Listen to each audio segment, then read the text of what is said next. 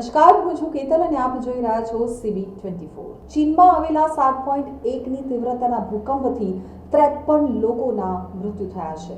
ચીનની સત્તાવાર સમાચાર એજન્સી સિન્હુઆએ જણાવ્યું છે કે ઝિચાંગ ઓટોનોમસ રિજનના ડિંગરી કાઉન્ટીમાં આવેલા 7.1ની તીવ્રતાના ભૂકંપમાં 53 લોકોના મૃત્યુ થયા છે। અનેક લોકો ઘાયલ થયા છે। તો ભારત, નેપાળ, બાંગ્લાદેશ અને ભૂતાનના ઘણા વિસ્તારોમાં પણ ભૂકંપના આંચકા અનુભવાયા હતા।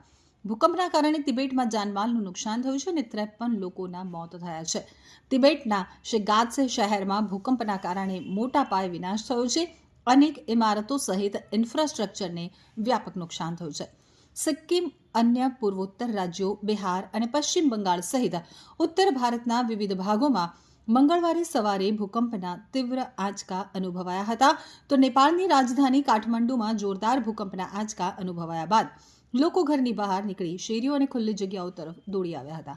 ચીની મીડિયા અનુસાર ભૂકંપના કેન્દ્રની નજીક ઘણી ઇમારતો પણ ધરાશયી થઈ ગઈ છે। તો ચીનના જાહેર પ્રસારણ કરતા સીસીટીવીએ જણાવ્યું હતું કે ડિંગરી કાઉન્ટી અને આસપાસના વિસ્તારોમાં જોરદાર આંચકા અનુભવાયા હતા અને ભૂકંપના કેન્દ્રની નજીકની ઘણી ઇમારતો ધરાશાયી થઈ ગઈ હતી।